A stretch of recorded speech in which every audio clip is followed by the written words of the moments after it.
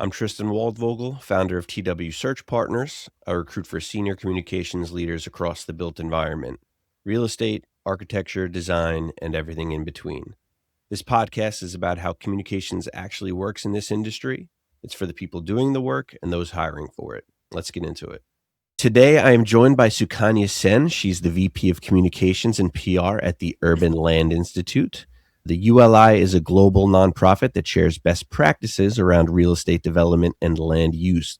So it gives a great view into how this industry actually works. Sukanya, thanks so much for taking the time today. It is an honor. Thank you so much for having me. I'm usually on the other side, prepping leaders to be on podcasts. So this is a new situation for me, and I'm incredibly honored. And thank you for setting this up. Oh, perfect. I'm glad we could provide that for you today. So I want to start things out, I guess, by giving a quick briefing on your background. So you came to the ULI from more of a policy and public affairs background. You were at the Chamber of Commerce, government affairs for Caterpillar. Yeah. So now you're at the ULI. What did you have to learn about real estate in the built environment and when you stepped in? And how quickly did that have to happen? It's a great reminder of the different journeys that communicators probably take, not just in DC, across all the different markets that they operate in. For listeners who may not be aware, I have been working in DC, Washington, DC, as a communicator for the last 15 years or so. I spent my time at the intersection of policy, communication, and shaping how organizations show up externally. So that's been my through line. What translated immediately when I stepped in from the chamber and the government affairs role was the ability to handle like multiple stakeholders in very complex environments. ULI, as you mentioned before, is a large distributed organization across different geographies. We're based in Asia Pacific, Europe, the Americas, and it's a huge membership base. Every continent has its own set of priorities and things that they have to do. So I was used to working in a very that kind of like the matrix and that highly regulated environment, but also at the same time keeping the business objectives and the priorities straight. So that was the easy part. Not the easy part, but just like the part that I was used to.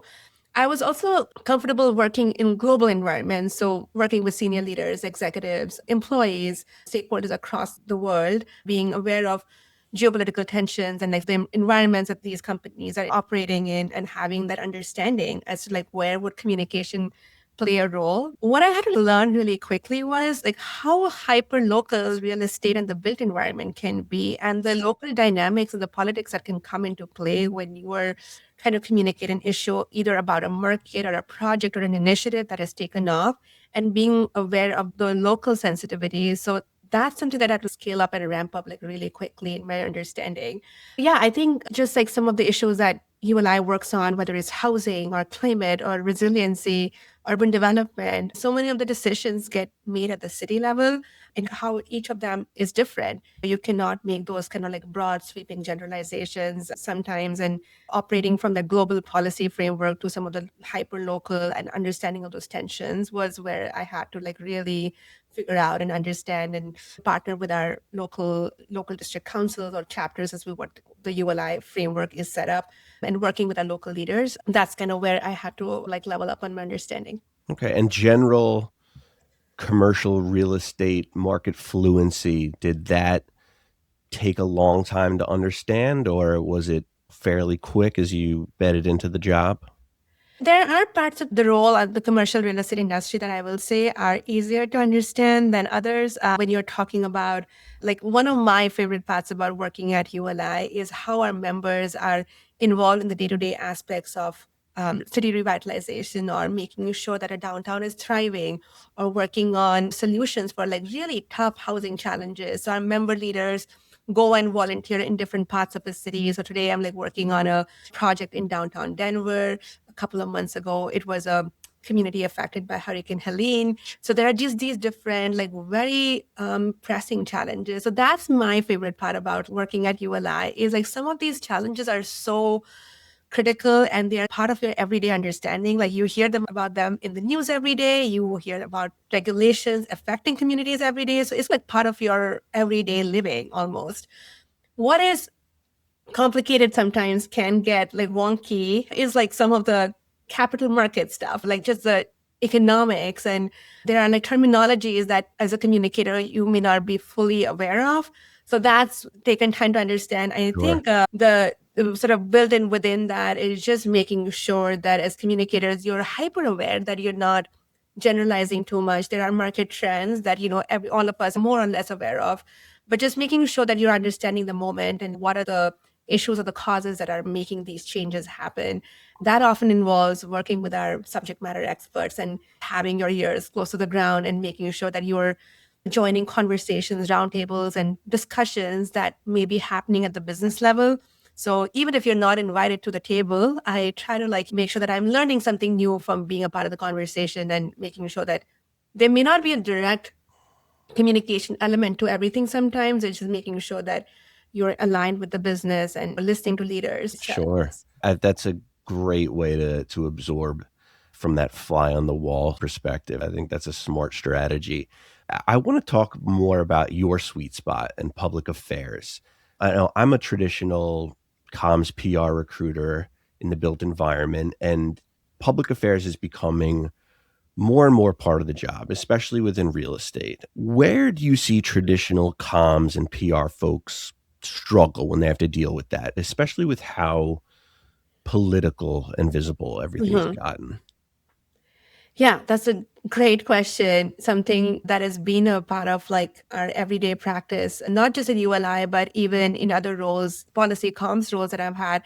I think like one of the common misconceptions or the way people often think about it is that public affairs is just comms or communication with a policy angle. I think there's a little bit of a nuance and a difference to that. One of the biggest challenges I think in a public affairs kind of a role is not just the media part of it, it's not just pure media relations, but where does that public or that stakeholder alignment sit at? If I go back to my role at the chamber, there were three core policy areas that we would align on. It was ease of doing business, importance of free market principles, and policy clarity on how businesses could operate in international environments. And these would show up in different industries in different ways, but it remained grounded in these principles. That's where the nuance comes in. When you talk about the public, it means very wide ranging member interests, but also lawmakers engaging with people on the Hill, trade associations and nonprofits who also might be operating in the same environment. Then mapping of the stakeholders like becomes so important in a public affairs role. And when you have an executive, just like from a practical standpoint, your CEO or your leader could be representing the organization at a business roundtable or a community roundtable. And so how do you tailor the talking points and the messaging to that audience? So I think the difference here is I think there's also some of the timelines can look so different. I think PR professionals by their nature are very attuned to like hitting a milestone, an announcement, a PR hit. But in the policy environment, like some of those timelines can look like years. A law or a bill could be debated for many years. It can take different shapes and forms.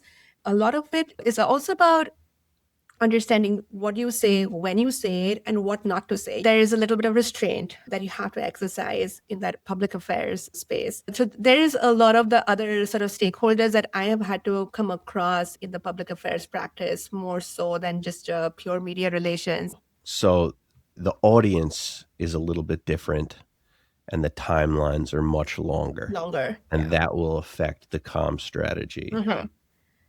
I also, just to piggyback off that, I feel like there is sometimes internal and external comms can also get interwoven. So you could be using your employees for advocating on behalf of the organization for a certain legislation. Like a bill could be moving through Congress, and you think that this is a good pressure point for telling your lawmakers here, like go and speak about this because it matters to the community. So there's a large public angle to it, which is behind this. And I feel it's a little bit of learning on the job too. I think our trade association operates very differently from, say, a Fortune 100 or a Fortune 500 company. Each one has its own reputational sort of an alignment that they have to keep in mind. But yeah, there is a lot of different opposing factors and tensions that come in the public sphere. So it Mm, goes steps beyond just pure media relations. sure. You talked about restraint, and I think that's a perfect segue into my next question. And it has to do with where comm sits in the whole function here. What I want to say is when there's something like a real estate project or housing issue that's being worked through, where does comms get involved? from a public affairs standpoint, and where do you personally spend most of your time within that?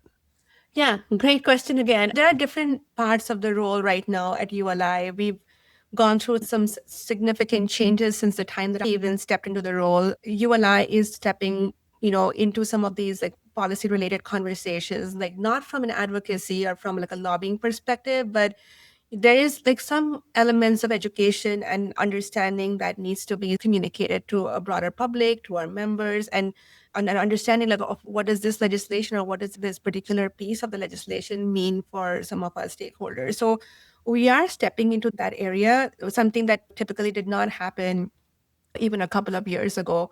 And also just understanding our members and like what their needs are and where they would like ULI to operate as well. Where comms sits at, that's an interesting question. So I think when we talk about something happening externally, whether it's a legislation that is being debated right now or a pending legislation, like one of the things that ULI, typically would not do, just for an example, from an example perspective, we would not comment on a pending legislation simply because we don't think it's our spot, our sort of our area to comment on. Of course, like no, we will gather information and we will keep the narrative flowing up, or just in terms of educating ourselves, like understanding like where all of this is headed. So there's a lot of internal discussion and conversation that will happen. We may not be always external with our positioning in Mhm. a statement. ULI is also very unbiased, and if we're, like I said, we are not lobbying, we are not taking sides. It's a sort of a very non-partisan organization, and it has always been situated in that sphere of education. What does it mean? What is the impact? What is the data behind it that tells that story, and the long-term implications of this? So we really operate from that perspective, and would never take sides or would not be like any other lobbying organization. So a lot of the conversation happens before something goes public, something goes live, like something we're always tracking and monitoring news and like understanding like what's going on with whether it's the government, the local, federal, or state governments. We're also talking to our other counterparts in the real estate industry, like looking at what they are doing and then how they are approaching a certain project or an initiative. So there's all of these elements that are part of the public affairs, the piece that go into making sure that we are coming across as authentic and credible and as a trusted source. There has been a little bit of an evolution in how ULI, how the path or the journey that ULI has been on. When I stepped into the role about 3.5 years ago, it was a very dispersed organization. People were like operating in silos. And my role really was to integrate our communication strategy, align with marketing, look at our editorial strategy, look at how all of these different reports and research that ULI was doing would be aligned in a timely and strategic way and be able to come across as a credible, trusted organization. Right now, there is of course a huge ongoing housing conversation in the nation. So we are actively looking at some of those aspects, whether it's talking to the press, op-eds, media relations, all of that is part of the overall work that we're doing. The other piece that is really interesting is on how we tell our story of impact.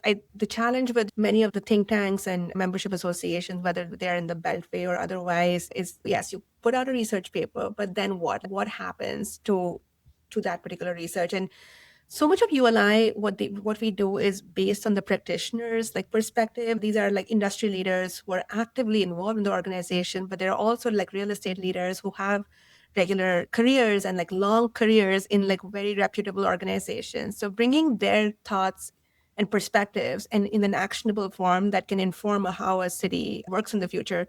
So we're really focused on like some of the concrete recommendations. For instance, I just mentioned that we are working on some recommendations for a revitalization of downtown Denver right now, looking at like how the city is going to be organized in the future. You're responding to some of the biggest like climate risks and threats, insurance risks. So all of that, it's so big and it's so vast, but they're all interconnected, and that's what makes the jobs exciting. And I don't think we operate in silos anymore. There is like a sort of this deep interconnectedness in the issues and the way all of the teams are working. There was one thing that you said there. You talked about the data that ULI puts out, Mhm. and I wanted to ask about that. Eh, What do you do when the data that the ULI puts out says something that certain sectors of the real estate world and people involved in it don't want to hear? and it doesn't align with the narrative that they're pushing. What do you do? So I think that there's a little bit of a uniqueness in which where ULI operates at. The data is based on surveys of real estate leaders and people who operate within the industry. One of our biggest reports, which is emerging trends in real estate, is based on surveys of people who operate in the industry. So a lot of what we are hearing is what is happening in the industry. So when all of that is combined and it comes out, there is like some truth and reality to the whole piece of the work. And I think, and there is the second piece to that is our practitioner, the members are also involved in some of the data, the work that ULI does, and whether it's our indexes and the research that we do. So it's highly informed by the industry. It's not separate. We are all part of the same tent almost. Where Calm steps in on all of this is what I also said earlier, it's the education part of it. Like, how does this impact us in the long term? Not just saying, here's the data, but also like making sense of it. And here's a why, and here, like, why it matters. And because ULI has such a huge body of work, we're hitting 90 years now at the end of this year. There is just like all of that other kind of research and work that has been done that informs like some of the work that we are currently doing as well. Just education and making sense of the why and what sort of future implications are we looking at from this. Sure. So you're not experiencing as much pushback as I might have thought, and that and a lot of outside players are contributing that information to the data that you're putting out. So more It of a adds to the credibility of it, and ULI then shows up as a trusted source of information and advisement and roadmaps and exactly the best practices. more of a broad question to finish up with here. From my seat, as I'm recruiting for senior level real estate PR roles across developers, brokerages, even prop tech, public affairs is showing up more and more. Where do you think all of this is going over the next few years? It's a tough one. I think there are two things that I will highlight. One is like obviously some of the issues that we talk about at ULI or in the broader real estate community in general. These have been issues as old as time, right? Like housing affordability, climate risk, land use challenges, NIMBYism, all of that. They have been like they're all table stakes issues. The challenges sort of represent why it matters now and why has the discourse shifted? What is it that is changing these narratives today? If housing affordability looked different 6 months ago and it looks different now, so like what has caused that shift or what is the pressure point now? I think communicators have to do a better job of relaying that in a way that tells that story. Related to that, I think the more I talk to reporters or we hear from reporters, the bar for relevance is so high. We all know what's going on in the media industry today. Like the space is shrinking. There are more PR people probably than reporters left now. It's a very high stakes environment. And the more that organizations are able to like act credibly and put that muscle behind the data and tell that story, I think that's where they would really shine. Being that differentiator is key to this. Something that I keep thinking about a lot, even in our role at ULI. I talked a lot about integration, and it's something that we've defined internally as like the systems level thinking. Like housing affordability challenges is not different from like climate risk. They appear differently when you're thinking at a systems level. How can you integrate these and be more efficient and be able to scale up and talk about these in a more interconnected way? It would be beneficial for them to like not be subject matter experts and say, I'm like just only working on housing. It's not just housing. There are just so many other pieces that, especially in real estate, that come together. I think from my perspective, I try to like understand like some of these issues, and every day can look different. One day we could be hearing on rising construction costs, and the other day it could be rising sea levels. There are very Mm, different issues, but I think we have to get comfortable with that because that's kind of where things are headed. sure. As you were saying that, I was just thinking, like, how does climate affect affordability? Can you expand on that a little bit more? I'm by no means a subject matter expert, but again, when we look at some of the data and the trends, and there is the whole insurability conversation going on in the nation right now, that is increasing housing costs, and climate risk is a factor that plays into not just commercial real estate, but housing as well. The White House put the number yesterday that there's a shortfall of like 10 million homes in the country, and climate risk and like rising insurance costs are definitely contributing to that. Yeah. So there is enormous ULI research to back that up. And yeah, I mean, we have a whole dedicated research team that like looks into just that aspect of real estate. So I feel very lucky that I'm able to operate in this very vast like environment. I don't think any other role offers that perspective sometimes. It's really cool to be able to get that bird's eye view sometimes. Amazing. There was one other thing you mentioned earlier, and that's the contracting newsrooms. And I think that has an absolute correlation into why a head of comms at a developer needs to be more accustomed to public affairs work, is because they're being asked to do more. Mhm. Newsrooms are shrinking, but comms teams are often shrinking as well. The most senior person on the comms team is being asked to be fluent in all areas in financial comms, investor relations, corporate affairs, external, internal, and now more and more public affairs work. So, yeah, I think you nailed it on the head. Sukanya, this has been very insightful. I think it's going to be really helpful for a lot of people in my network who are more of the traditional comms and PR folks who maybe haven't had that exposure to public affairs. So this has been great. I really appreciate you coming on today and share your insight and expertise with us. And it's been an absolute pleasure. Thank you so much. Of course. Thank you so much. And yeah, this has been great. Like I said, this is my first time on the other side of the mic. So I hope this came across as informative and can help someone. Absolutely will. Thank you so much, Sukanya. Thank you.